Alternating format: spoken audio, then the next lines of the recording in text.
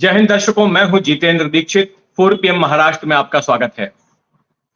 दर्शकों, महाराष्ट्र की राजनीति में कल फिर एक बार बड़ा भूचाल आ गया जब कांग्रेस पार्टी के बड़े नेता पूर्व मुख्यमंत्री अशोक चौहान ने पार्टी से इस्तीफा दे दिया।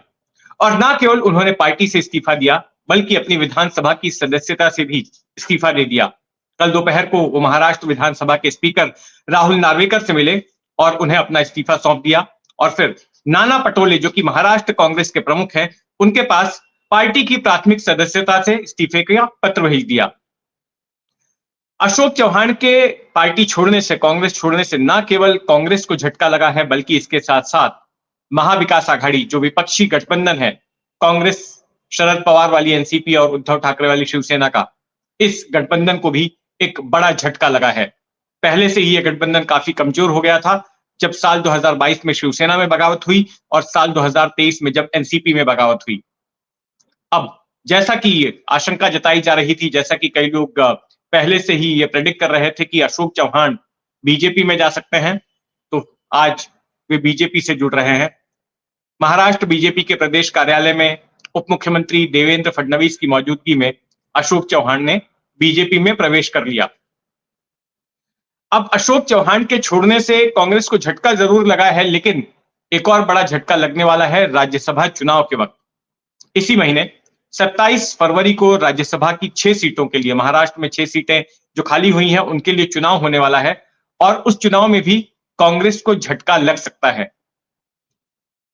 देखिए, जो 6 सीटें हैं महाराष्ट्र विधानसभा में, जो संख्या बल है हर एक पार्टी का, उसके मुताबिक 5 सीटें महायुति के पास जा रही हैं, जो सत्ताधारी गठबंधन है उसके पास जा रही हैं, और एक जो सीट है वो कांग्रेस को मिल सकती है। लेकिन मिल सकती है ये इसलिए कहा जा रहा है क्योंकि अशोक चौहान के जाने के बाद मामला गड़बड़ हो गया है। देखिए, 2019 में जो चुनाव नतीजे आए थे तो उसमें कांग्रेस चौथी बड़ी पार्टी बनकर उभरी थी। सबसे बड़ी पार्टी थी बीजेपी, 105 सीटें मिली। दूसरी बड़ी पार्टी थी शिवसेना, अविभाजित शिवसेना, जिसे कि 56 सीटें मिली। तीसरी पार्टी थी एनसीपी, जिसे 54 सीटें मिली, और चौथे नंबर पर थी कांग्रेस, जिसको कि 44 सीटें मिली थी। अब जो राज्यसभा के चुनाव होने जा रहे हैं उसमें हर एक पार्टी को अपने उम्मीदवार जिताने के लिए, हर उम्मीदवार के लिए 41 सीटों की जरूरत है, 41 विधानसभा के वोटों की जरूरत है। महाराष्ट्र विधानसभा में कुल 288 सीटें हैं, तो हर एक उम्मीदवार को 41 वोट लगेंगे।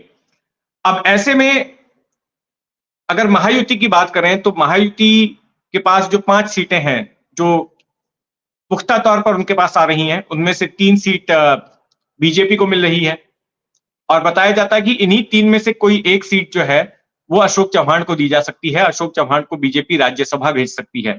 ये आज रात तक स्पष्ट हो जाएगा क्योंकि कल कई सारे उम्मीदवार फॉर्म भरने वाले हैं राज्यसभा के लिए। तो ऐसे में अशोक चौहान का नाम चल रहा है कि कांग्रेस छोड़ने के बाद बीजेपी ने उनको प्रॉमिस किया है कि राज्यसभा भेजेगी। ये चर्चा चल रही है। 3 सीटें बीजेपी के पास, 1 सीट शिवसेना के पास, यानी कि एकनाथ शिंदे वाली शिवसेना के पास जाएगी, और 1 सीट अजीत पवार वाली एनसीपी के पास में। और जो 6वीं सीट है वो सीट पहले माना जा रहा था कि कांग्रेस को ही मिलेगी क्योंकि कांग्रेस के पास उतना संख्या बल है। बाकी जो महाविकास आघाड़ी की जो दोनों सहयोगी पार्टियां थी, शिवसेना, ठाकरे गुट और शरद पवार वाली एनसीपी, इनका संख्या बल कम हो गया बगावत के बाद में, तो कांग्रेस को ये सीट मिल सकती थी। कांग्रेस की अगर मौजूदा स्थिति की बात करें तो कांग्रेस की मौजूदा स्थिति विधानसभा में यह है कि कांग्रेस की, जैसे मैंने बताया कि 44 सीटें 2019 में चुनकर आई थी, लेकिन उसमें से आप 2 सीटों को घटा दीजिए, एक अशोक चौहान माइनस हो गए, तब 43 सीटें हो गई। उसके बाद एक और सीट सुनील केदार जो विधायक थे, इनको अभी दिसंबर में ही डिस्क्वालीफाई कर दिया गया क्योंकि एक आपराधिक मामले में, एक पुराने 25 साल पुराने घोटाले के मामले में इनको 5 साल की सजा हुई, तो इनको अयोग्य घोषित कर दिया गया। तो 44 में से ये 2 सीटें निकल गई, बची 42 सीटें। 1 सीट का गेन हुआ कांग्रेस को अभी हाल ही में, पिछले साल जब उपचुनाव हुए थे कस्बा पेट की सीट के, पुणे की कस्बा पेट सीट के, तो वो सीट कांग्रेस ने जीत ली, पहले उस पर बीजेपी का कब्जा था, तो बीजेपी की एक सीट माइनस हो गई, बीजेपी 104 पर लुढ़क गई और कांग्रेस की एक सीट बढ़ गई। तो कुल मिलाकर इस वक्त कांग्रेस का संख्या बल जो है 43 सीटों का है, 43 सीटों का है। लेकिन चुनाव में अभी 2 हफ्ते से ऊपर का वक्त बचा है और जो संकेत मिल रहे हैं कि इन 2 हफ्तों के दौरान और भी बड़ा खेल हो सकता है, क्योंकि अशोक चौहान सिर्फ अकेले ही नहीं जा रहे हैं। जो जानकारी मिल रही है उसके मुताबिक अशोक चौहान के साथ 12 से 14 और ऐसे विधायक हैं जो कि कांग्रेस छोड़ सकते हैं। तो ऐसे में कांग्रेस का संख्या बल और घट सकता है। अशोक चौहान विदर्भ और मराठवाड़ा क्षेत्र के एक बड़े नेता हैं, कई विधायक उनके साथ में हैं और हालांकि अशोक चौहान ने इस बात को डिनाई किया है, इस बात का खंडन किया है कि उनके बाकी विधायकों से उनकी बात हुई और भी विधायक उनके साथ जा रहे हैं।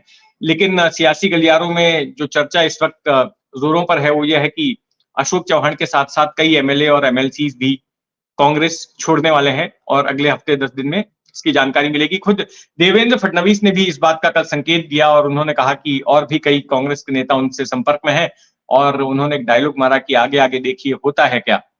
तो जाहिर है कांग्रेस में और भी बड़ी गड़बड़ी हो सकती है। कांग्रेस में ये कह सकते हैं कि जिस तरह से शिवसेना में बगावत हुई, एनसीपी में बगावत हुई, कांग्रेस अब तक अछूती थी लेकिन अब ये बगावत कांग्रेस में होने जा रही है। तो इसका खामियाजा राज्यसभा के चुनाव में भी कांग्रेस को भुगतना पड़ सकता है। इस आशंका से भी इनकार नहीं कर सकते हैं कि क्रॉस वोटिंग हो सकती है, कि कई लोग जो भले ही कांग्रेस में मौजूद रहे लेकिन वो दूसरी पार्टी के उम्मीदवारों को वोट दें, ये भी हो सकता है।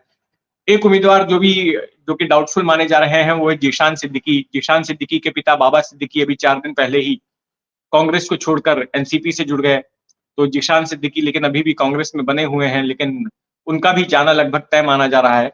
तो ये देखना होगा कि जब राज्यसभा के चुनाव के वक्त वोटिंग की बारी आती है तब वो क्या करते हैं। तो ये भी बड़ा ही दिलचस्प होने वाला है। दूसरी तरफ जो महायुति है, महायुति में भी उम्मीदवारों के नाम जो है आज शाम तक उम्मीद की जा रही है कि फाइनल हो जाएंगे। बीजेपी अपने नामों की लिस्ट तैयार कर लेगी। दूसरी तरफ एकनाथ शिंदे और अजीत पवार के गुटों की भी बैठकें चल रही हैं, इन पार्टियों की भी बैठकें चल रही हैं और शाम तक इनके ओर से भी नामों के आने की उम्मीद की जा रही है। तो कल सुबह तक स्थिति स्पष्ट हो जाएगी कि कौन सी पार्टी किन किन लोगों को राज्यसभा का टिकट दे रही है। तो इस सिलसिले में जो कुछ भी होगा उस पर हमारी नजर बनी रहेगी। इस खबर पर आपका क्या सोचना है, आपकी क्या राय है, कमेंट बॉक्स में जरूर लिखें। और अगर आपने अब तक इस चैनल को सब्सक्राइब नहीं किया है तो चैनल को सब्सक्राइब कर लें। जय हिंद।